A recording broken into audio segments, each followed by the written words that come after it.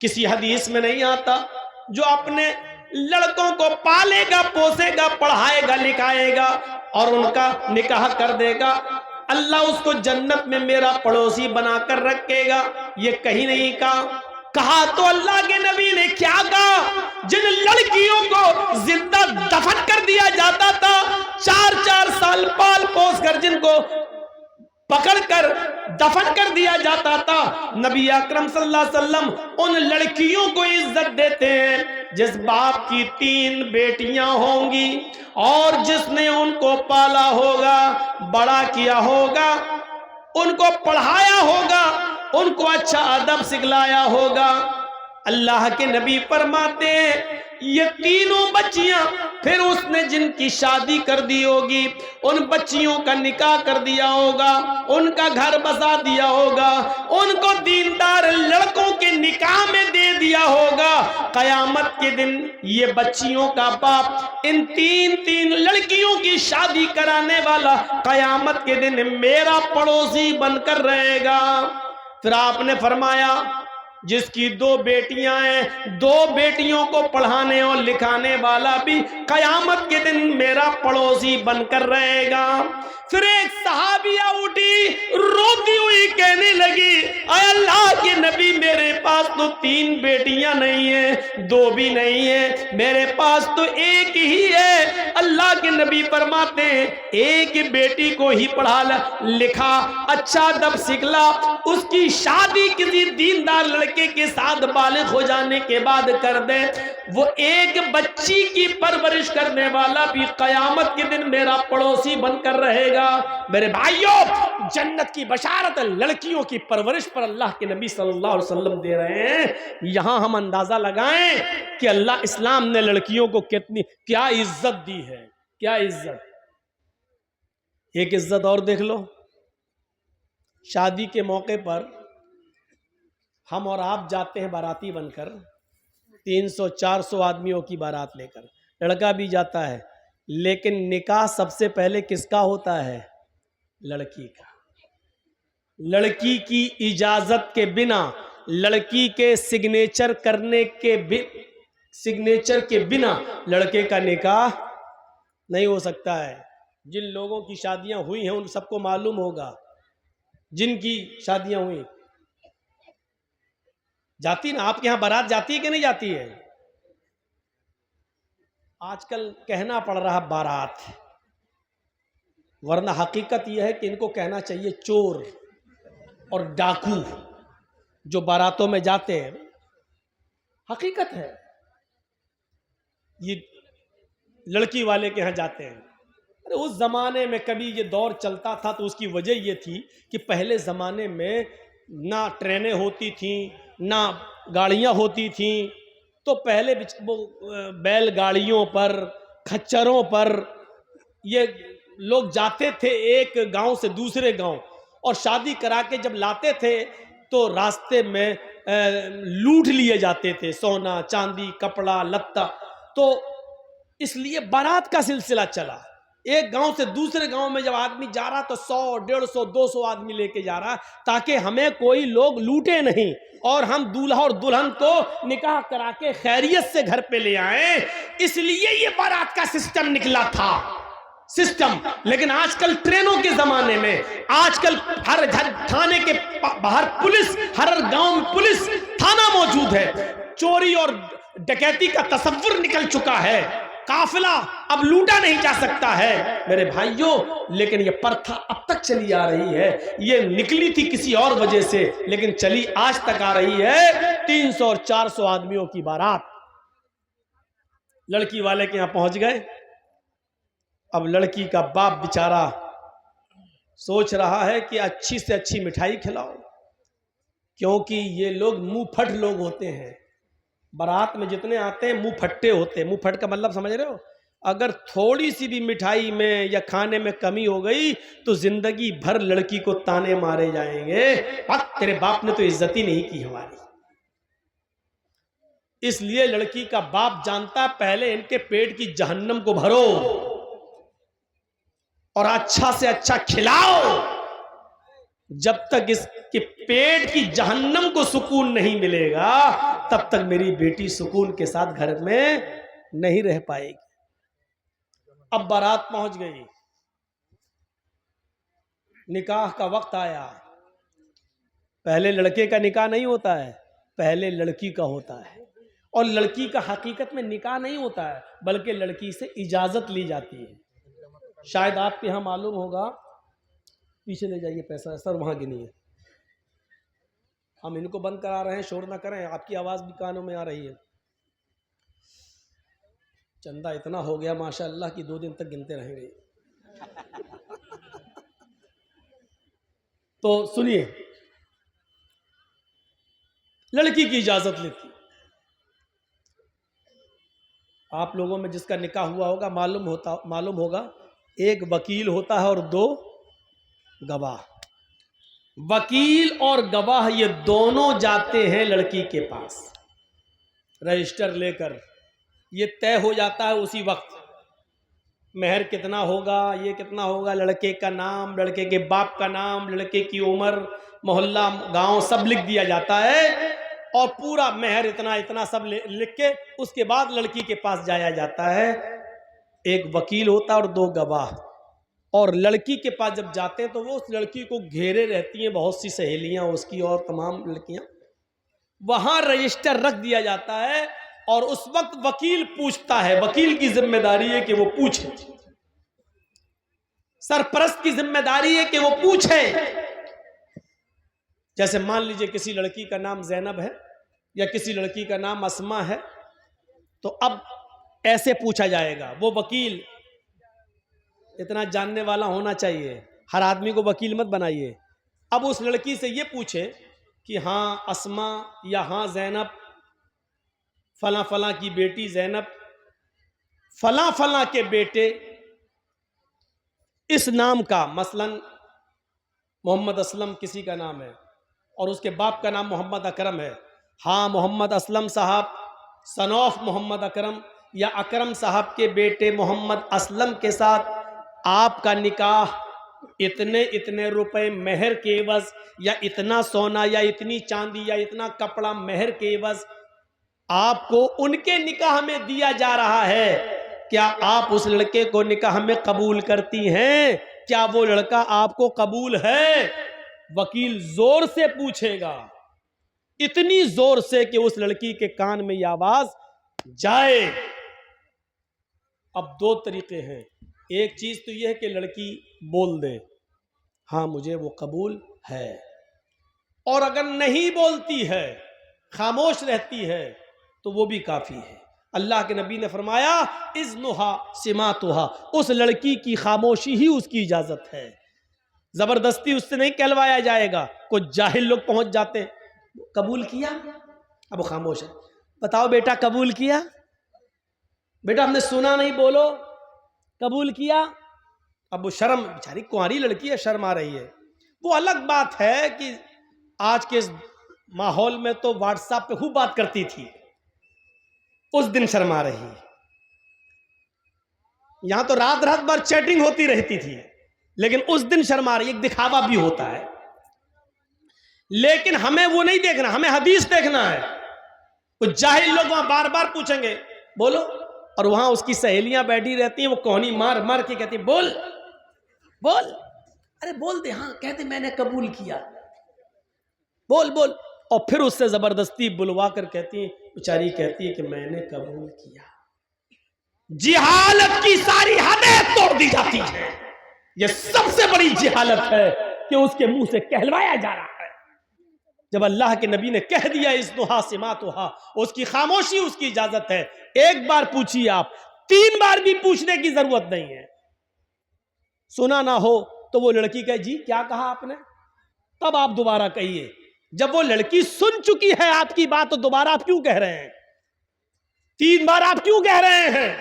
ना 2 बार कहना सुन्नत है, ना 3 बार कहना सुन्नत है। जोर से बोलना जरूरी है। आप पहली बार इतनी जोर से बोलिए कि लड़की सुन ले।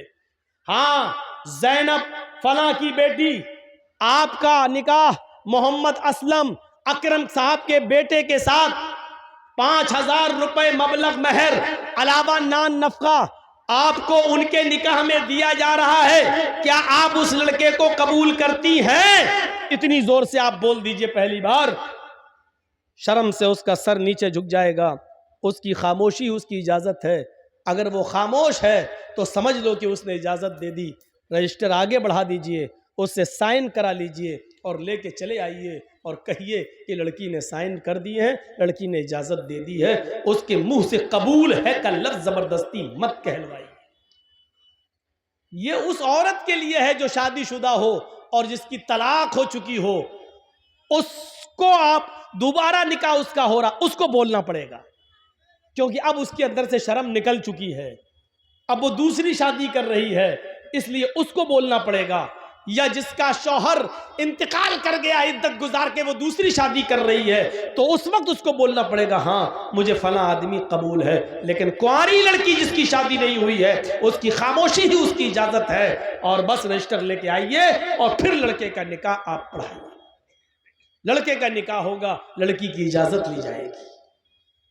और याद रखना, दुनिया का कितना ही अमीर बाप हो, कितना ही बड़ा मौलवी हो, कितना ही बड़ा सरपंच और चौधरी हो, अगर उसने अपनी बेटी की मर्जी के खिलाफ उसकी शादी किसी दूसरी जगह कर दी तो इस शादी का कोई एतबार नहीं है शरीयत के अंदर।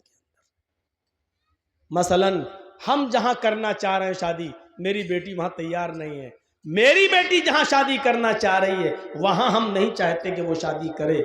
हमने अपनी पसंद का लड़का लाकर उसका निकाह करा दिया और बेटी मजबूर होकर उसके साथ निकाह करती है। लेकिन वो काजी से ये कहती है, काजी साहब निकाह पढ़ाने वाले से कहती है, मौलाना साहब ये निकाह मेरी मर्जी के खिलाफ मेरे बाप ने जो लड़का लाकर रख दिया है, ये दिल से मुझे पसंद नहीं है। काजी साहब निकाह नहीं पढ़ाएंगे और अगर पढ़ा देते हैं तो उसके निकाह की कोई हैसियत नहीं है।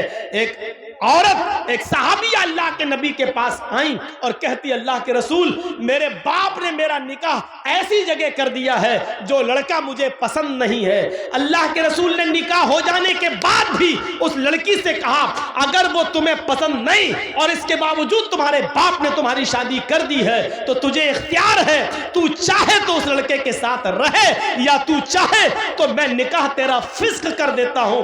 लड़के के तलाक देने की जरूरत नहीं है, निकाह फिस्क कर देता हूं।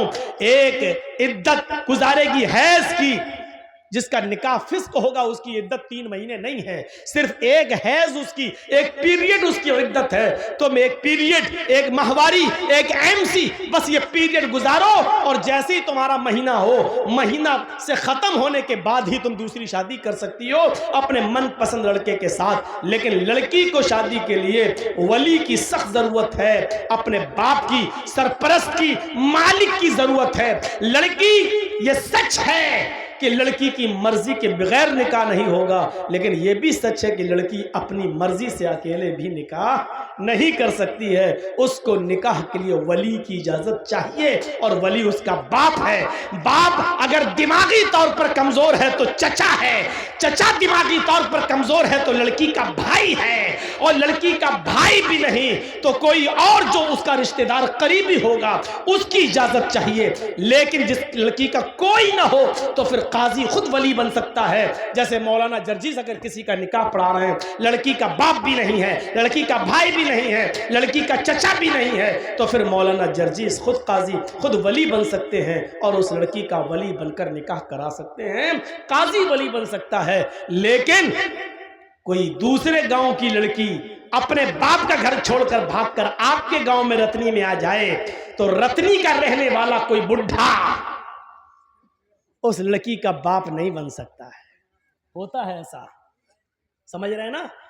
किसी दूसरे गांव की कोई लड़की भाग के रतनी में आ गई, रतनी के लड़के के साथ शादी करना चाहती है। अब उसके बाप ने कह दिया, तू भाग के गई है, मेरे घर में अगर कदम रखेगी तो हम टांगे काट देंगे तेरे, मरते दम तक तुझसे रिश्ता खत्म।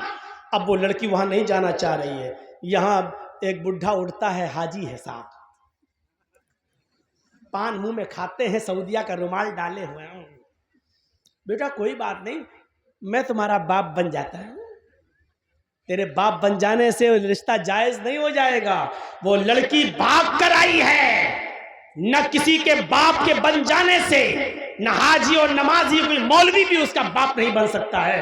मुंह बोले बाप की कोई हैसियत नहीं है शरीयत के अंदर।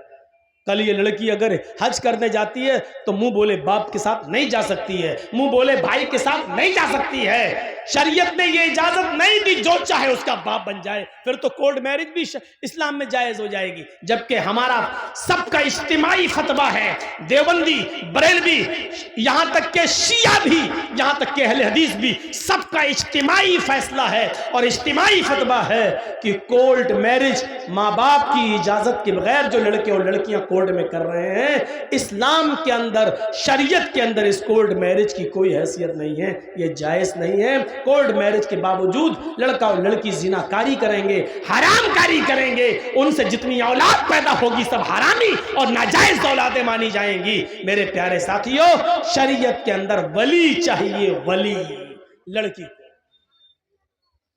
वली। तो इतनी इज्जत दी है इस्लाम ने औरत को कि औरत अपनी मर्जी से पहले लड़की का निकाह होगा, इजाजत ली जाएगी, उसके बाद लड़के का निकाह होगा। अगर शादी के दिन ही लड़की मना कर दे कि हम नहीं करेंगे, लौटाओ इन चोरों को, भगाओ भगाओ इन डाकुओं को, ये लूटने आए हैं, नहीं करेंगे, मेरे भाइयों हमें और आपको फैसला करना पड़ेगा। तो इतनी जिहालत थी अरब के अंदर, लेकिन इस्लाम ने इतनी इज्जत बख्शी है औरत, जहां लड़कियों को जिंदा दफन कर दिया जाता था। आप देख रहे हैं हिंदू धर्म के अंदर क्या है। ब्रह्मा जी ने अपने मुंह से ब्राह्मण को पैदा किया, हाथों से छत्री को पैदा किया, रान से वैश्य को पैदा किया और पैरों से शूद्र को पैदा किया। शूद्र हरिजन पैरों से पैदा है ब्रह्मा जी के। आगे लिखा है कि अगर कोई ब्राह्मण किसी शूद्र की लड़की पर गलत नजर डाल दे, अगर किसी ब्राह्मण को किसी शूद्र की लड़की पसंद आ जाए तो शूद्र को चाहिए कि अपनी बेटी उस ब्राह्मण लड़के को दे दे। लेकिन अगर किसी शूद्र को किसी ब्राह्मण की लड़की पसंद आ जाए, अगर किसी शूद्र को किसी ब्राह्मण की बेटी पसंद आ जाए, तो राजा को चाहिए कि उस शूद्र को पकड़कर उसकी दोनों आंखें फोड़ दे। इन जिन आंखों से उसने ब्राह्मण की बेटी को देखा उसकी आंखें फोड़ दे।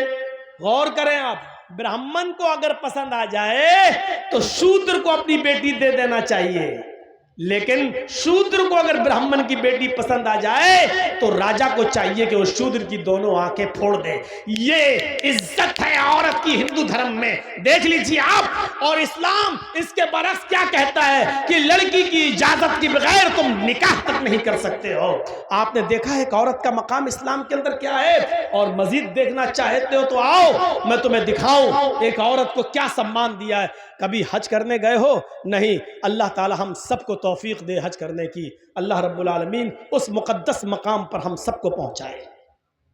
जब आप जाएंगे या जो लोग गए हैं उनसे पूछिए, आप पहले उम्रा करेंगे, और उम्रा जब आप करेंगे तो जाते ही आप एहराम की हालत में पहले खाने काबा का तवाफ करेंगे, 7 चक्कर लगाएंगे। खाने काबा का तवाफ पूरा करने के बाद आप मकाम इब्राहिम के पास 2 रकात नमाज पढ़ेंगे। अगर वहां जगह न मिल सके भीड़ में तो पूरे खाने काबा में जहां आपको जगह मिले वहां 2 रकात आप नमाज पढ़िए। फिर आपको जो दुआ मांगना है मांगिए। उसके बाद आपको सफा और मरवा की सई करना पड़ेगी, सफा और मरवा का चक्कर लगाना पड़ेगा। आपको पहला चक्कर सफा से शुरू करना है, मरवा तक जाना है, मरवा से फिर लौट के आना है, सफा तक जाना है। आपको आने और जाने को मिलाकर 7 चक्कर लगाना है। जब सफा से मरवा की तरफ आप जाएंगे तो पहले आप नॉर्मल चाल चलेंगे, नॉर्मल, फिर हरी बत्ती लगी हुई है, ग्रीन सिग्नल। जब आप ग्रीन सिग्नल पे पहुंचेंगे तो वहां थोड़ा सा सीना तान कर, थोड़ा सा सीना तान कर, अकड़ कर ऐसे ऐसे आप दौड़ेंगे। बहुत तेज नहीं जैसे रन ले रहे हो क्रिकेट का, ऐसे नहीं, हल्का हल्का दौड़ेंगे और सीना थोड़ा सा ऐसे ऐसे ऐसे करते हुए आप हल्के हल्के दौड़, ऐसा लगे कि हाँ दौड़ रहे हैं, लेकिन स्पीड बहुत तेज नहीं, हल्की हल्की चाल से दौड़ते हुए आप जाएंगे। क्यों? आप फिर फिर दूसरी हरी बत्ती लगी है, वहां आप फिर नॉर्मल चाल से शुरू करेंगे। फिर हरी बत्ती लगी है, फिर वहां आप सीना तानेंगे और अकड़ के चलेंगे। फिर मरवा से आते वक्त भी आप ऐसा ही करेंगे। इन मकामात पर जहां हल्का हल्का सीना तान कर दौड़ा जाता है, वहां हजरते हाजरा दौड़ी थी। जब उनके बेटे को पानी नहीं मिल रहा था, जमीन पर एड़ियां रगड़ रहे थे इस्माइल, मुंह में अंगूठा रखे चूस रहे थे, और हाजरा कह रही थी, अल्लाह मेरा बेटा प्यासा है, तेरा बंदा इब्राहिम इसको तेरे सुपुर्द करके गया है, मुझे और इस बच्चे को तेरे सुपुर्द करके गया है। जब मैंने पूछा कि मुझे किसके हवाले करके जा रहे हो, किसके हवाले, इला मन ततरुकुना, हमें किसके हवाले छोड़ के जा रहे हो? तो इब्राहिम अलैहिस्सलाम ने आगे बढ़ते हुए कहा था, इल्लल्लाह, आय अल्लाह, मुझे और इस बच्चे को उसने तेरे हवाले किया है, तेरे सुपुर्द किया है। इस बच्चे को प्यास की शिद्दत महसूस हो रही है, इलाके में कहीं पानी नहीं है। हजरत हाजरा पानी की तलाश में पहाड़ी के ऊपर चढ़ जाती हैं, सफा से नीचे झांक कर देखती हैं, शायद कोई गांव, शायद कोई कबीला, शायद कोई मोहल्ला मुझे नजर आ जाए, दो चार आदमी रहने वाले नजर आ जाएं और मैं उनसे थोड़ा सा पानी ले लूं। लेकिन पहाड़ी की ऊंचाई पर चढ़ने के बाद भी उनको नीचे कोई बस्ती नजर नहीं आई। सफा से चक्कर लगाती हैं, नॉर्मल चाल चलती हैं, फिर थोड़ी दूर सीना तान कर चलती हैं, दौड़ती हैं, फिर रुकती हैं, फिर नॉर्मल चाल चलती हैं, फिर दौड़ती हैं, मरवा पे पहुंच जाती हैं। मरवा की पहाड़ी से नीचे झांक कर देखती हैं कि कोई बस्ती मिल जाए, कोई मोहल्ला मिल जाए, कोई गांव मिल जाए जहां मैं थोड़ा सा पानी लेकर अपने बच्चे को पिला सकूं। लेकिन मरवा की पहाड़ी के नीचे भी कोई बस्ती आबाद नहीं है। लेकिन अपने बच्चे को देखती है, होठ में अंगूठा रखे हुए है, अपने बच्चे की प्यास की खातिर फिर मरवा से सफा, फिर सफा से मरवा, फिर मरवा से सफा, फिर सफा से मरवा, 7 चक्कर लगाकर अपने बेटे के पास आकर बैठ जाती है और कहती है, अल्लाह जितना मैं औरत होकर कर सकती थी कर लिया, एक लेडी होकर कर सकती थी कर लिया, जितना दौड़ सकती थी दौड़ चुकी, जितनी मेहनत कर सकती थी कर ली, अब ताकत मेरे बस से बाहर हो चुकी है। अल्लाह तू ही गैब से मदद फरमा, इस इस्माइल के लिए पानी का इंतजाम कर दे। अल्लाह इसको मेरा शौहर मुझे और इस बच्चे को तेरे हवाले करके गया है।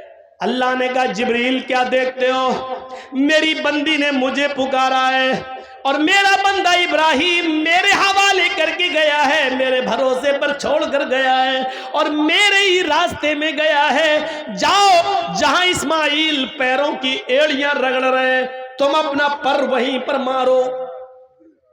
जिब्रील अमीन आसमान से नीचे उतरते हैं और जहां इस्माइल एड़ियां रगड़ रहे थे वहीं पर मारते हैं और पानी का चश्मा जारी हो जाता है, पानी बहने लगता है। हाजरा उस पानी को देखकर खुश हो जाती हैं और उसको मुंडेर बांधने लगती है। पानी इधर उधर बहने लगा, वो सोच रही थी कि पानी कहीं ख़त्म ना हो जाए, इसलिए समेटने लगी। कितना समेटेंगी, पानी का चश्मा निकल रहा है, पानी इधर उधर ऐसे समेट रही है और अब अबरानी जबान में कह रही हैं, जम जम। ये अरबी का जुमला नहीं है, जम जम। जम जम जम का मतलब होता रुक रुक, ठहर ठहर, कहां जा रहा, रुक, जम जम, बार बार कह रही जम जम, यानी रुक रुक, जम जम, ठहर ठहर, ये बार बार कह रही हैं। लेकिन पानी कहां ठहरने वाला है, वो समेटती हैं, पानी बह जाता है। हजरत हाजरा मिट्टी से एक मुंडेर बांध देती हैं ताकि पानी इधर उधर न जाए, इसी में जमा हो जाए। मेरे भाइयों, अल्लाह के नबी ने फरमाया, अल्लाह हाजरा पर रहम फरमाए। अगर हाजरा ने उस पानी की बाउंडेशन न की होती, हाजरा ने उस पानी की मुंडेर न बांधी होती, हाजरा ने उस पानी को रोका ना होता, तो अल्लाह उस पानी को सारी दुनिया में पहुंचा देता। और जो चीज आम हो जाए फिर उसकी कदर नहीं होती। देख रहे हो ना, गंगा का पानी हर जगह बहता फिरता, कोई कदर है? जो चाहता उसमें लैट्रिन कर देता है, जो चाहता पेशाब कर देता है, जो चाहता उसमें पायखाना कर रहा है, जो चाहता उसमें गंदगी फेंक रहा है। बार बार योगी और मोदी सरकारों को लोग ललकार रहे हैं तुम तो कह रहे थे हम गंगा की सफाई करेंगे, आज तक गंगा की सफाई नहीं हुई है, सरकारें कटघरे में खड़ी हैं, गंगा की सफाई नहीं हो पा रही है। अब इस पानी की कोई कदर नहीं, क्योंकि जो चीज आम हो जाती है उसकी कोई कदर नहीं होती है। आज जमजम की कदर इसलिए है क्योंकि वो आम नहीं हुआ है। हजरत हाजरा ने उसकी मुडेर बांधी। अब आपको जो बताना चाहता हूं वो ये, हाजरा सफा से मरवा तक जा रही हैं, कहीं कहीं सीना तान के जा रही हैं और दौड़ती हुई जा रही हैं। हर हाजी को जहां पे हाजरा दौड़ी थी, आज हाजरा की सुन्नत को जिंदा करना पड़ता है। वहाँ हर हाजी को थोड़ा सा या उम्रा करने वाले को सीना तान कर दौड़ना पड़ता है। अल्लाह के रसूल ने औरतों को मना कर दिया है, फरमाया है कि हमारी उम्मत की औरतें सीना तान कर नहीं दौड़ेंगी, वो अपनी नॉर्मल चाल में चलेंगी। लेकिन अल्लाह के रसूल ने हाजियों को, मर्दों को यह हुक्म दिया है कि उनको हाजरा की इस अदा को जिंदा करना होगा। जहां हाजरा नॉर्मल दौड़ी थी तुम्हें नॉर्मल दौड़ना है, और जहां हाजरा तेज दौड़ी थी वहां तुम्हें थोड़ा तेज दौड़ना है। जहां हाजरा ने थोड़ा सीना निकाल कर दौड़ी थी वहां तुम्हें थोड़ा सा सीना निकाल के दौड़ना है। मेरे भाइयों, हाजी और मोतमिर, उम्रा करने वाला हाजरा की इस अदा को जिंदा करता है, और इसको अल्लाह रब्बुल आलमीन ने हज और उम्रा जैसी इबादत का एक हिस्सा बना दिया है। जहां हाजरा के पैर दौड़ रहे हैं वहीं हाजी का पैर, और इसको इबादत। गौर करो, लिखो मीडिया वालों, लिखो अगर तुम्हारे कलम में ताकत है, सीआईडी वालों और वो लोग जो ये कहते हैं कि इस्लाम ने औरतों को पर्दे की चार दीवारी में बांध दिया है, औरतों पर जुल्म किया है, औरतों को घर से बाहर निकलने की इजाजत नहीं है। औरत को इस्लाम ने यह इज्जत दी है कि जहां हाजरा तेज दौड़ी वहां तुम्हें भी दौड़ना है, जहां हाजरा सीना निकाल के दौड़ी वहां तुम्हें भी निकालना है। और जब तक कोई हाजरा की सुन्नत को जिंदा नहीं करेगा, अल्लाह उसके हज और उम्रे को कबूल नहीं करेगा। हाजरा के नक्शे पा को, हाजरा के नक्शे कदम को अल्लाह ने अपनी इबादत का एक हिस्सा बना दिया है। एक औरत के नक्शे कदम को अल्लाह ने अपनी इबादत बना दिया हो, इससे बड़ा एक औरत का मकाम क्या हो सकता है? इससे बड़ी एक औरत की इज्जत क्या हो सकती है? इससे बड़ा एक औरत का सम्मान क्या हो सकता है? कोई किसी मजहब ने औरत के पैर, औरत के हाथ, औरत के कदम को अपनी इबादत का हिस्सा नहीं बनाया है। आज भी देख लीजिए, हिंदू धर्म के अंदर बीवी की लंबी उम्र के लिए कोई रोजा और इबादत नहीं है, लेकिन आदमी की लंबी उम्र के लिए औरतों को करवा चौथ का रोजा रखना पड़ता है। यहां उल्टी गंगा बहती है। देखिए, मैं किसी मजहब पर तनकीद नहीं कर रहा हूं, हर आदमी आजाद है, किसी भी मजहब पर वो अमल कर रहा है। हमें जबरदस्ती किसी को अपने मजहब में शामिल नहीं करना, आजाद है वो। लेकिन मुआजना जब किया जाता है तो बताया जाता है, मेरे भाइयों, हमारे यहाँ एक मर्द अगर 2 या 3 या 4 बीवी रख ले तो बड़ा एतराज, इस्लाम ने 4, वाह, एक औरत को 4 औरतों की इजाजत है, एक मर्द को, एक औरत को 4 मर्द रखने की इजाजत क्यों नहीं है? बड़े एतराजात उठते हैं। मेरे भाइयों, हम चाहें तो लौट कर तुम्हें भी जवाब दे सकते हैं। 5 पांडव एक ही पत्नी रखते थे, द्रौपदी। 5 पांडव की एक ही पत्नी की द्रौपदी। 5 भाइयों ने एक ही औरत को रखा था, द्रौपदी। आप अंदाजा लगा सकते हैं, हमें वो लोग नसीहत करते हैं जो खुद शीशे के मकान में रहते हैं और हमारे पत्थर के मकान पर पत्थर, मजबूत मकान पर पत्थर मार के गिराना चाहते हैं। उनको ये नहीं मालूम कि तुम्हारा मकान शीशे का है। अगर इधर से जवाब में एक पत्थर हमने फेंक दिया है तो तुम्हारे मकान का हाल क्या होगा? मेरे भाइयों, जो खुद शीशे के मकान में रहते हो उनको दूसरों के पत्थर के मकान पर पत्थर फेंकने का हक नहीं है। उनको डरना चाहिए, अपने मकान के कमजोर होने का एहसास होना चाहिए, एहसास उनको होना चाहिए। जो हमारे नबी की 11 और 12 बीवियों पर एतराज करते हैं, उनको कृष्ण कन्हैया की गोपियों की तादाद मालूम होनी चाहिए। 16,108 शीशे के मकान में रहने वाला किसी के मजबूत मकान पर पत्थर नहीं फेंकता है, क्योंकि वो जानता जानता है कि अगर जवाब में इसने पत्थर फेंका तो हमारे शीशे के मकान का हाल क्या होगा। इसलिए अक्लमंदी इसमें है कि आदमी किसी दूसरे के मजहब पर बगैर पढ़े लिखे तनकीद न करे, बल्कि हर मजहब को इज्जत की नजर से देखे। हम आपके मजहब की इज्जत करते हैं, लेकिन इस बात की इजाजत नहीं देते कि हमारे मजहब पर तनकीद हो। आप हमारे मजहब की इज्जत कीजिए और इस बात की इजाजत मत दीजिए कि हम आपके मजहब पर तनकीद करें। तनकीद करने का कोई हक नहीं है। मेरे भाइयों, जिस मजहब में जो अच्छाइयां हो वो ले लेना चाहिए। अच्छाई जहां से मिले वो हमारी खोई हुई अमानत है, उसे हमें ले लेना चाहिए। और बुराई जिस मजहब के अंदर भी हो, जिस धर्म के अंदर भी हो, उसको छोड़ देना चाहिए, चाहे वो किसी भी मजहब के अंदर पाई जा रही हो। मैं ये कह सकता हूं कि इस्लाम के अंदर कोई बुराई नहीं है, मुसलमानों में बुराइयों की कमी नहीं है। दोनों बातें अलग अलग हैं। फिर सुन लीजिए, इस्लाम में कोई बुराई नहीं है, लेकिन मुसलमानों में किसी बुराई की कमी नहीं है। एक साइंटिस्ट ने कहा था कि मैंने जब धर्मों का मुताला किया तो मुझे सबसे अच्छा धर्म इस्लाम लगा। जब मैंने मजहबों का मुताला किया, हिंदू धर्म, ईसाई धर्म, जैन धर्म, सिख धर्म, यहूदी मजहब, बुद्ध मजहब, इस्लाम धर्म, मैंने सारे मजहब की स्टडी की तो मुझे पढ़ने में सबसे अच्छा मजहब इस्लाम लगा। लेकिन जब मैंने दुनिया घूम कर देखा और हर मजहब के मानने वालों का जायजा लिया, मैंने यहूदियों की बस्ती में यहूदियों को देखा, ईसाइयों की बस्ती में ईसाइयों को देखा, जैनियों की बस्ती में जैनियों को देखा, और हिंदुओं की बस्ती में हिंदुओं को देखा, बुद्धिस्टों की बस्तियों में बुद्धिस्टों को देखा, मुसलमानों की बस्ती में और मोहल्ले में मुसलमानों को देखा। मैंने हर बस्ती में हर मजहब के मानने वालों का जायजा लिया तो मुझे दुनिया की बिगड़ी हुई बदमाश बदकम्माश कौमों में सबसे ज्यादा बदतर और सबसे ज्यादा नालायक कौम मुसलमान नजर आई। हकीकत कड़वी मगर हक बजाने में उसने बात कही है। यह क्या बात है कि दूसरों की बुराई हमें सुनकर बड़ा मजा आता है। अगर हमारे अंदर भी कोई कमी है तो उसको सुनने की भी क्षमता हमारे अंदर होनी चाहिए। हम उस साइंटिस्ट की तारीफ करते हैं कि उसने हमारे मजहब को गलत नहीं कहा। हम उस साइंटिस्ट की तारीफ करते हैं कि कौमों का मुआयना करने के बाद सबसे ज्यादा कमी उसको अगर नजर आई तो मुसलमानों की नजर आई। उसने क्या कहा, मैंने जब धर्मों का मुताला किया तो सबसे अच्छा मजहब इस्लाम लगा, लेकिन जब हमने कौमों का मुआयना किया तो सबसे बदतर कौम मुझे मुसलमान नजर आई। और आप देख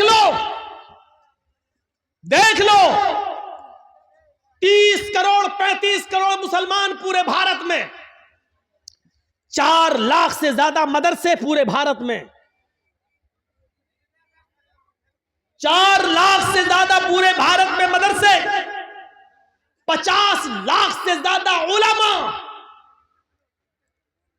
एक लिस्ट दे रहा हूं आपको, गौर कीजिए। मुसलमान कितने? 30 से 35 करोड़। मदरसे कितने पूरे हिंदुस्तान में? 50 लाख, 4.5 लाख, 4 से 4.5 लाख। उलमा कितने? 50 लाख से ज्यादा। इतने मदरसे, इतने उलमा, इतनी बड़ी तादाद मुसलमानों की।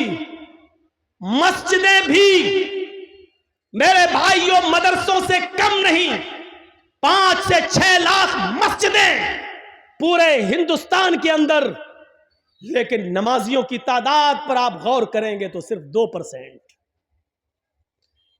मस्जिदों में नमाज पढ़ने वालों की संख्या 2%, 100 में सिर्फ 2 आदमी, 2 मुसलमान। गौर कर रहे हैं?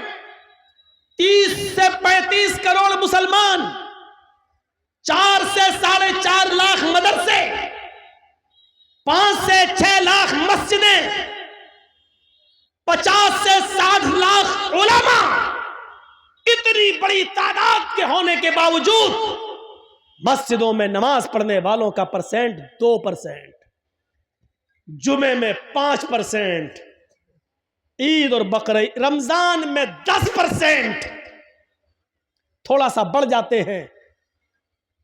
ईद और बकरीद में ये तादाद बढ़ के 15 और 20%। ये 80% कहां गए? और 5 वक्त होने वाली नमाज में 98% मुसलमान कहां? ये मुहासिबा कौन करेगा? ये हिसाब कौन करेगा? तुम अपने बच्चों से उनकी पढ़ाई लिखाई का हिसाब नहीं कर पाते हो, नमाज और रोजे का हिसाब क्या करोगे? अल्लाह के रसूल ने हिसाब किताब बताया था, जब तुम्हारा बच्चा 7 साल का हो तो नमाज पढ़ने का हुक्म दो, ना पढ़े कोई बात नहीं, कभी पढ़ेगा कभी छोड़ेगा, लेकिन 10 साल का हो तो मार मार के नमाज पढ़ने ले जाओ, अगर नहीं पढ़ता तो मारो। नबी ने तरीका बताया था, नमाज पढ़ने के लिए आदत डलवाई थी और 10 साल के बाद मारने का हुक्म दिया था। लेकिन जब बाप ही नमाज नहीं पढ़ता तो वो अपने बच्चे को क्या मारेगा? हैं? हम तसव्वुर करें, गुस्सा आता है। मैं ये नहीं कहूंगा कि गुस्सा नहीं आना चाहिए, गुस्सा जिंदों को आता है, मुर्दों को नहीं। गुस्सा जिंदों को आता है, मुर्दों को नहीं। मैं बिल्कुल नहीं कहूंगा कि तुम्हें गुस्सा नहीं आना चाहिए, गुस्सा आना चाहिए, लेकिन गुस्सा कब आना चाहिए? कब? जब कोई जय श्री राम का नारा लगाए तो उसके जवाब में तुम अल्लाहू अकबर का नहीं। गुस्सा तब आना चाहिए जब आप अपने बेटे के हाथ में शराब की बोतल देखें। गुस्सा तब आना चाहिए जब रात के 12 बजे आपकी जवान बेटी बिस्तर पर लिहाफ और रजाई के अंदर मोबाइल चला रही है और फेसबुक चला रही है, एंड्रॉइड मोबाइल इस्तेमाल कर रही है। आपको गुस्सा आना चाहिए। आपको गुस्सा आना चाहिए कि आपकी बीवी पूरे दिन बाजार में शॉपिंग करती रही और शाम को घर आई। आपको गुस्सा आना चाहिए कि बेपर्दगी के साथ वो घर से निकली तो किसकी इजाजत लेके गई। आपको गुस्सा आना चाहिए कि आपकी बेटी स्कूल जाती है तो किसके साथ जाती है और किसके साथ आती है, उसके आने और ले जाने के लिए कौन, आपने किसको मुतय्यन किया है। अकेले अगर जाती है या मोहल्ले की चंद सहेलियों के साथ जाती है तो आपको उन मोहल्ले और गांव की चंद सहेलियों पर एतबार कैसे है? क्योंकि सहेलियां एक दूसरे की सहेली होती है। तो मेरी मत कहना, मैं तुम्हारी नहीं कहूंगी।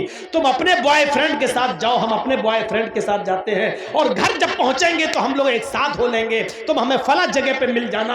आपने अपनी बेटी को गांव की चंद लड़कियों के साथ स्कूल जाने की इजाजत कैसे दे दी? और दे दी तो आपने उसका पीछा करके कभी देखा? कभी आपने पूछा कि स्कूल से ये लड़की कितने बजे गई, हमारे घर पे कब पहुंचती है? ये हिसाब किताब कौन करेगा? मुसलमानों, तुम हिसाब किताब करने वाली कौम हो। तुम बच्चों के लिए अगर बाप हो तो अपने बच्चों का हिसाब लो, शौहर हो तो अपनी बीवी का हिसाब लो, अगर भाई हो तो अपनी बहन का मुहासिबा करो। मुहासिबा जिंदे करते हैं, मुर्दों से हिसाब नहीं लिया जाता है। हिसाब जिंदों से तलब किया जाता है, मुर्दों से नहीं। तुम जिंदा कौम हो, हम तुमसे हिसाब ले सकते हैं। ये मदरसे में कितना चंदा हुआ है आपने दिया है, आप हिसाब लो मदरसा कमेटी से। मदरसे कमेटी के लोगों को बुरा नहीं मानना चाहिए, क्योंकि एक एक रुपया आपकी अमानत है, आपके बच्चों पर ही खर्च होगा। इसलिए हिसाब जिंदे लेते हैं, हिसाब जिंदे देते हैं। हजरत उमर जब मिंबर पे खड़े हुए और नई कमीज पहनकर खुतबा देने लगे तो एक नौजवान उठा और कहने लगा, उमर खुतबा देना बंद कर, तकरीर करना बंद कर, खुतबा नहीं देने दूंगा। हजरत उमर ने कहा, क्यों, वजह क्या है? कहा, पहले इस बात का हिसाब दो, ये नया कुर्ता तुम्हारे पास कहां से आया? तुम्हारी तनख्वाह बैतुल माल से इतनी नहीं है कि तुम नई कमीज सिला सको, आज नया कुर्ता तुम्हारे पास कहां से आया? हजरत उमर कहने लगे कि इसकी सफाई मेरा बेटा देगा। हजरत उमर फारूक का बेटा उठता है, सफाई पेश करता है कि बैतुल माल में जो चादरें आई थी वो सारे मुसलमानों में तकसीम होना थी। एक एक चादर सबको मिली, मेरे बाप को भी एक चादर मिली, मेरे बाप ने उसी चादर की कमीज बनवा ली है। नौजवान खड़ा होता और कहता, अमीरुल मोमिनीन, एक एक चादर सबको मिली थी, मुझे भी मिली थी। मैं दर्जी के पास गया था, टेलर के पास गया था, मैंने अपना माप दिया, उस चादर में मेरी कमीज नहीं बनी। तुम तो हमसे ज्यादा लंबे हो, हमसे ज्यादा चौड़े हो, हमसे ज्यादा लंबे चौड़े हो और मोटे तंदुरुस्त भी हो, फिर तुम्हारी एक चादर में कमीज कैसे बन गई? उनके बेटे ने खड़े होकर जवाब दिया, नौजवान, एक चादर मुझे भी मिली थी, सबको एक एक चादर मिली थी, मेरे बाप को भी मिली, मुझे भी मिली, सबको एक एक मिली तो उसमें मुझे भी मिली। मेरे बाप की अपनी चादर में जब कमीज नहीं बनी तो मैंने अपनी चादर भी अपने बाप को दे दी। मेरी और अपनी दोनों कमीजें मिलाकर मेरे बाप ने दोनों चादरें मिलाकर कमीज बना ली। नौजवान कहने लगा, बैठ गया, अमीरुल मोमिनीन अब मुझे इत्मीनान हो गया, अब मैं सेटिस्फाई हो गया, अब आप खुतबा दीजिए। जिंदा लोग हिसाब लेते हैं और जिंदा लोग हिसाब देते हैं। ना हिसाब लेने पर गुस्सा होना चाहिए, ना हिसाब देने पर गुस्सा होना चाहिए। हिसाब जिंदे लेते हैं, हिसाब जिंदा देते हैं। गुस्सा जिंदों को आता है, मुर्दों को नहीं। हम नहीं कहते कि गुस्सा दबाओ, हम नहीं कहते कि गुस्से को तुम पी जाओ, हम कहते हैं गुस्सा उठाओ, गुस्सा उभारो, गुस्सा निकालो, भड़ास निकालो, लेकिन जायज जगह पर, नाजायज जगह पर नहीं। अल्लाह के नबी को भी गुस्सा आता था और गुस्सा इतना आता था कि आपकी आंखें सुर्ख हो जाती थी और ऐसा लगता था जैसे किसी ने अनार का रस, अनार का जूस किसी ने नबी अकरम की आंखों में डाल दिया हो। इतना गुस्सा आता था जनाबे मोहम्मद रसूलुल्लाह को, लेकिन नाजायज बात पर नहीं, जायज बात पर गुस्सा आता था। आज दुनिया की कौमें आज हमारा मजाक उड़ाती हैं और हम मुश्तइल हो जाते हैं। यहां गुस्सा नहीं आना चाहिए। मसलन अभी कुछ दिनों पहले एक आदमी ने इस्लाम को बहुत बदनाम किया, कुरान को लेकर बहुत बातें कही, हमारे नबी को लेकर बहुत बातें कही, लेकिन हम नहीं समझ पाए कि वो सारी बातें कहने के पीछे कौन है। हम नहीं समझ पाए, वो बातें कह नहीं रहा, उससे कहलवाई जा रही हैं, और कौन कहलवा रहा है ये भी मैं जानता हूं, लेकिन हम ना नाम ले रहे हैं, ना आपको बताना चाहते हैं और ना नाम लेना चाहते हैं। जब तक आप इन चैनलों पर पाबंदी नहीं लगाएंगे, हमने नाम लेना बंद कर दिया है, क्योंकि इन चैनल वालों ने मुझे कहीं का नहीं छोड़ा है। मेरे ऊपर इतने केस करवाए हैं, इतने केस करवाए हैं कि मैं जिंदगी में कभी इनको माफ नहीं कर सकता। मना करने के बावजूद इन्होंने वही चीजें डाली हैं जिन चीजों से मैंने इनको रोका था। सिर्फ इनके अकाउंट में पैसा आ रहा है, चलाओ बेटा, जितना चला सकते हो चलाओ, लेकिन याद रखना मरना तुम्हें भी है, तुम्हें भी मरना है। और मैंने अब ऐलान कर दिया है, अब जब भी कोई मुझसे जलसे की डेट लेगा तो मेरी पहली शर्त होगी कि कोई भी चैनल वाला नहीं आएगा। ये दिसंबर का महीना खत्म हो रहा है, 3-4 दिन और रह गए हैं। अब जनवरी में मेरा यहाँ कोई प्रोग्राम नहीं है, मैं बंबई जा रहा हूँ, और फरवरी से जितने भी प्रोग्राम होंगे सबके साथ ये शर्त लग चुकी है कि कोई चैनल वाला हमारे जलसे में नहीं आएगा। आएगा तो मैं नहीं आऊँगा। और धोखा एक बार दोगे, बार बार नहीं। जिस जलसे में मैंने किसी चैनल वाले को देख लिया, मैं जिसको बुलाऊंगा, जो मेरे लिए अच्छा होगा और मेरे कहने के मुताबिक जो स्पीच जो देता, उसको बस बुलाएंगे, किसी को नहीं बुलाएंगे। जो मेरे कहने पर चलेगा बस वही, और वो 1-2 आदमी है, इससे ज्यादा मैं किसी को इजाजत नहीं दूंगा। ये 1 फरवरी से मैं ये कानून नाफिज कर दिया हूं। दिसंबर तक चूंकि दे चुका था प्रोग्राम, इसलिए मैं किसी को रोक नहीं पाया। याद रखिए, आज की तारीख बता रहा हूं, अब तो 26 हो गई। 25 तारीख को ये जलसा रखा था हमारे मुखिया जी ने। 25 तारीख मैं बता रहा हूं आपको, मैं आपके बिस्तर पर लेटा हूं मुखिया जी के घर, और जी हिंदुस्तान में आज भी मेरे बारे में चलाया गया है।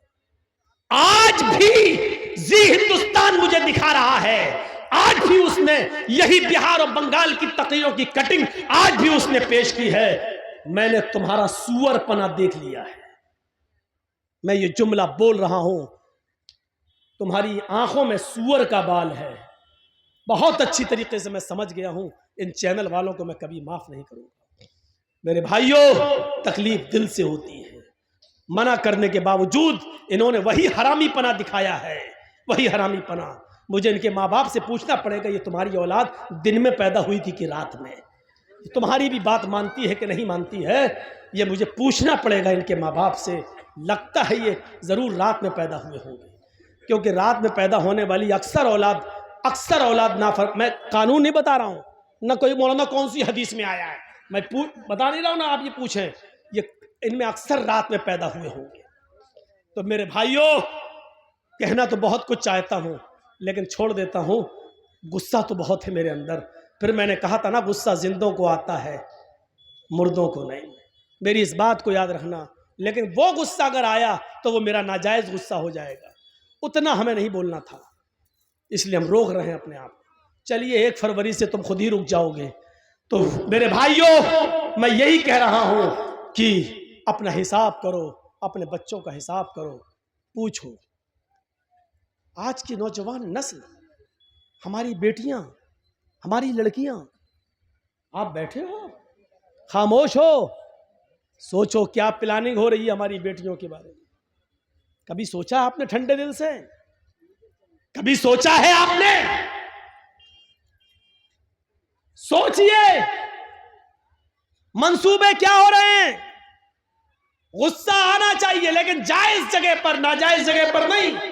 एक आदमी को साथ मिला सरकार का, गवर्नमेंट का, और उस आदमी ने कुरान का मजाक उड़ाया, हमने उसको नंगा किया।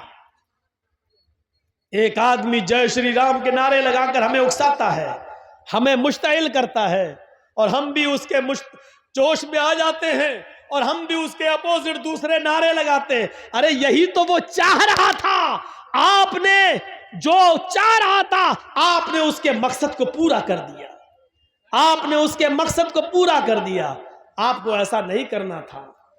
नहीं, आपको मालूम है कि हिंदुस्तान में उनका कुछ नहीं होगा।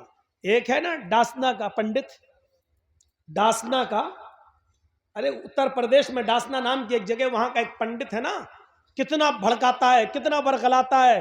टीवी, एनडीटीवी ने तो बाकायदा दिया कि ये अभी तक जेल में क्यों नहीं गया। देखिए कितना बरगलाता है। लेकिन जरूरी नहीं कि जो आदमी हमें बरगलाए हम भी वैसा ही जवाब दें, कोई जरूरी नहीं है। मेरे भाइयों, शॉर्टकट में एक जवाब दे दूं आपको, अक्लमंदी ये नहीं है। अगर कोई पागल कुत्ता मेरे पैर में काट ले, जर्जीस को अगर कोई पागल कुत्ता काट ले, तो क्या जर्जीस भी उस पागल कुत्ते को काटे? बताइए तो, क्या ये अक्लमंदी होगी? अगर कोई पागल कुत्ता काट लिया हमारे पैर में, अब जर्जीस को गुस्सा, कमीने तूने काटा, पकड़ पकड़ पकड़, हम भी काटेंगे, पकड़वाया और काट रहे उसको, तो उससे बड़े पागल तो हम हो गए। तो कुछ लोगों का दिमाग खराब हो चुका है। किस नशे में हो चुका है? उनके साथ पुलिस की ताकत है, उनके पास एसएसपी और डीएम की ताकत है, उनके पास हुकूमत की ताकत है। वो जानते हैं हम कुछ भी कह देंगे हमारा कुछ नहीं होगा। इस नशे में, हुकूमत के नशे में, पुलिस और एसपी और डीएम की ताकत के नशे ने उनको पागल कर दिया है। वो हमें बरगलाएंगे। अक्लमंदी यह है कि उनके बरगलाने में हम ना आए। हाथी का काम होता है खामोशी के साथ चलते रहना, और कुत्तों का काम होता है भौंकते रहना। अगर हाथी भौंकने वाले कुत्तों को पीछे मुड़ के देखने लगा तो हाथी जिस मंजिल पे जाना चाहता नहीं पहुंच पाएगा। हाथी चलता रहता है, वो जानता है कि ये कुत्ते हैं, इनकी आदत भौंकने की है, भौंकते रहेंगे, थक जाएंगे, खुद ही छोड़ देंगे। इन भौंकने वाले कुत्तों को उनकी हालत में छोड़ दो। हम भौंकने वाले कुत्तों का नाम भी ले देते, लेकिन इन यूट्यूबर वालों की वजह से नहीं ले रहे हैं। आप समझ जाओ, और जिसने इन भौंकने वाले कुत्तों को समझ लिया वो पूरी तकरीर समझ गया। समझ लो कि वो कामयाब हो गया। मेरे भाइयों, ये यूट्यूबर वाले तुम्हें समझने नहीं दे रहे हैं, लेकिन हमने तुम्हें समझा दिया इशारों में। जो इन भौंकने वाले कुत्तों को समझ जाए वो पूरा जलसा समझ गया, और समझ लो कि मुखिया जी के कराए हुए जलसे को आपने कामयाब कर दिया। मेरा इशारा समझ जाओ, भौंकने वाले कुत्ते कौन हैं, और हाथी बनने की कोशिश करो। खामोशी के साथ चले जाओ और भौंकने वाले कुत्तों के भौंकने का जवाब मत दो। यही तुम्हें इस्लाम ने सिखाया है। अपनी आदत बदलो, वरना काटे जाओगे और मारे जाओगे, पकड़े तुम ही जाओगे। आपको मालूम है एक तालाब पर बह रहा था एक नदी, ऊपर पहाड़ से एक नदी के पानी इधर से आ रहा था, नदी बह रही थी, और जहां से पानी बह रहा था वहां शेर पानी पी रहा था और दूसरी तरफ बकरी पानी पी रही थी। मैं तुम्हारे हालात बतला रहा हूं, सुनो, इशारों में बतला रहा हूं, समझ लो। उधर पानी शेर पी रहा है, इधर पानी बकरी पी रही है। पानी शेर की तरफ से बहता हुआ आ रहा है और बकरी। मोबाइल अपना बंद करो, मुझे मालूम है आजकल भंगियों चमारों के पास भी मोबाइल होते हैं। बंद करो यार, टूटू हो रही यार। रात के 2:22 पर किसका फोन आ रहा होगा, सोचो तो जरा। तो दिमाग लगाओ बेटा, जिस स्कूल में तुम पढ़ते हो मैं उसका हेडमास्टर रह चुका हूं, ये सब मत बताओ। यहां से सुनिए, जहां से शेर पानी पी रहा है, इधर बकरी पानी पी रही है। तो शेर ने, दोनों ने एक साथ मुंह लगाया। शेर को तो बहाना चाहिए था। शेर ने कहा, है बकरी, तूने मेरे पानी को झूठा क्यों किया? अब देखो उल्टा बोल रहा है, जबकि पानी शेर झूठा कर रहा है और पानी शेर की तरफ से बहता हुआ बकरी के पास आ रहा है। शेर का झूठा पानी बकरी पी रही है, लेकिन शेर ने बकरी से क्या कहा, तूने मेरा पानी झूठा क्यों किया? बकरी कहने लगी, जंगल के राजा, मैंने कहां झूठा किया है? पानी तो आपकी तरफ से बहता हुआ आ रहा था, आपका झूठा पानी मेरी तरफ आ रहा था, मैंने तो आपका झूठा पानी पिया। बकरी का ये जवाब सुना शेर ने तो कहा, अच्छा मुंह भी चला रही है, मुझसे बहस भी कर रही है। आया और मारा पंजा और फाड़ दिया बकरी को और खा गया। ये सूरत हाल है तुम्हारी और हमारी। अगर हम जायज बात भी करेंगे तो पकड़ी जाएगी, और वो नाजायज बात भी करेंगे तो नहीं, क्योंकि पावर है, नशा है। नशा उतरता अच्छे अच्छों का उतरा तो तुम्हारा क्या है? फिरौन का उतरा, कारून का उतरा, नमरूद का उतरा, हिटलर का उतरा, तुम्हारा भी उतरेगा। जाओगे कहां? नशा उतरना है, आज नहीं तो कल। और राहत इंदौरी ने कभी कहा था, जो आज साहिबे मसनद हैं कल नहीं होंगे। जो आज साहिबे मसनद हैं कल नहीं होंगे। किराएदार हैं, जाती मकान थोड़ी है। यूपी में हवा बदल रही है, हालात किस तरफ जा रहे हैं हमें मालूम है। बस जरूरत है अक्लमंदी से काम लेने की।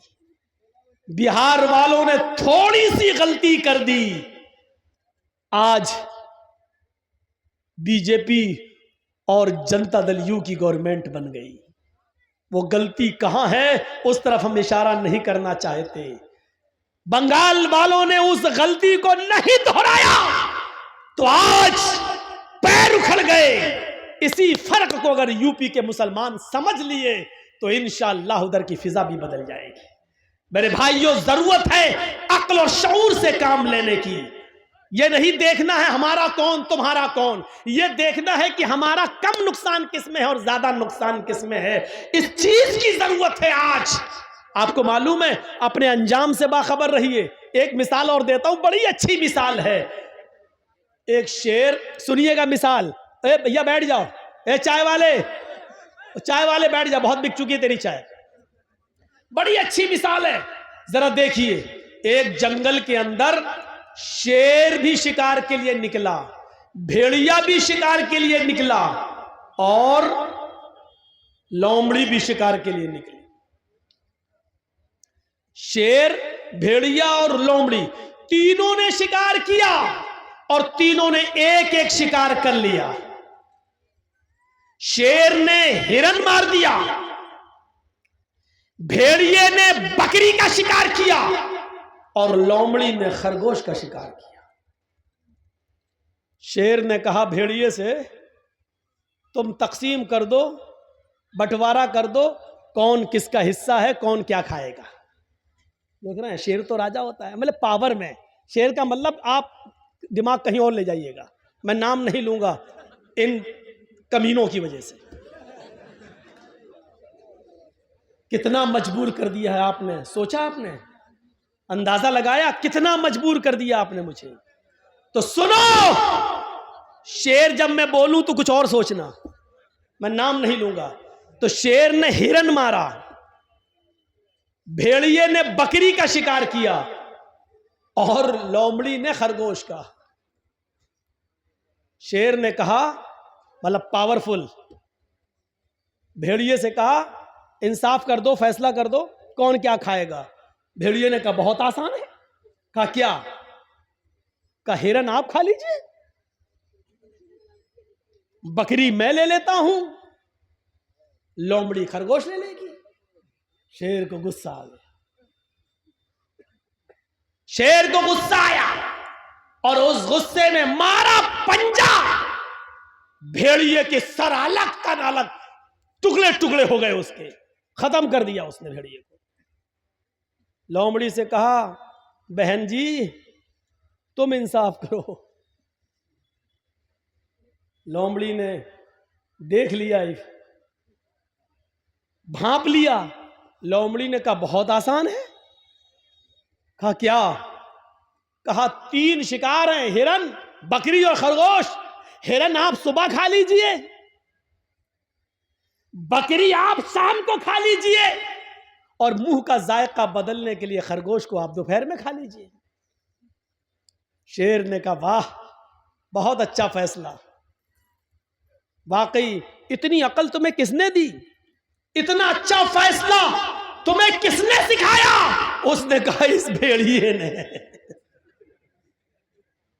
इस भेड़िए के अंजाम ने। इतनी जबरदस्त मिसाल देने के बाद भी हमारी अकल नहीं खुल रही है। हमारी अकल, भेड़िए, लोमड़ी ने देखा खरगोश जा रहा है, जाए, ये मेरा कम नुकसान है, लेकिन अगर ये हम ही को मार के खा गया तो हम ही नहीं रहेंगे तो क्या खाएंगे? अपने आप को पहले बचाओ। तो मेरे भाइयों, इस वक्त ये मत देखिए कि कौन आ रहा है, इस वक्त ये देखिए कि हमारा बड़ा नुकसान किसमें और छोटा नुकसान किसमें है। इसलिए बड़े नुकसान से बचाने के लिए छोटा नुकसान अपने आप को कर देना चाहिए अपना। इसलिए बिहार वाले बड़े नुकसान को समझ नहीं पाए, छोटा नुकसान नहीं कर सके, इसलिए दोनों नुकसान से महरूम होकर उसी बड़े नुकसान में फिर पल रहे हैं। बंगाल वालों ने लात मार दी, बड़े नुकसान से अपने आप को बचा लिया और छोटा नुकसान उन्होंने कर दिया। अल्लाह उत्तर प्रदेश की आवाम को भी बड़े नुकसान से बचने की तौफीक अता फरमाए, उनको अक्ल शऊर अता फरमाए और उनको भी समझदारी से काम ले, और लोमड़ी की तरह उनको भी इबरत हासिल करने की तौफीक अता फरमाए।